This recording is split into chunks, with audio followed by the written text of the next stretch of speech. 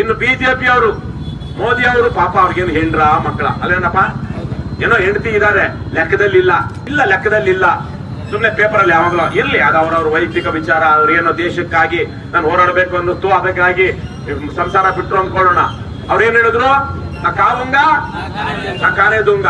ಎಲ್ಲಪ್ಪ ಯಾರಾದ್ರೂ ಹಿಂದಿ ಉರ್ದು ಬರೋರು ಏನ ಹಂಗಂದ್ರೆ, ನಾನ್ ತಿನ್ನಲ್ಲ ತಿನ್ನಕ್ ಬಿಡಲ್ಲ. 8% ಗಿಂತ ಕಡಿಮೆ, 40% ಗಿಂತ ಕಡಿಮೆ. ಬಿಜೆಪಿ ಅವರು ಅದೇ ತಾನೇ ಮಾಡಿದ್ದು. ಅದೇ ನರೇಂದ್ರ ಮೋದಿ ಅವರೇ ಅಲ್ಲಿ ಇಡಿ IT ಎಲ್ಲಾ ಬಡಿಸ್ಕೊಂಡದ್ದು, ರೇಟ್ ಮಾಡಿಸೋದು, ಎಲೆಕ್ಟ್ರಲ್ ಬಾಂಡ್ಸ್ ಅಲ್ಲಿ ತಗೊಳ್ಳೋದು.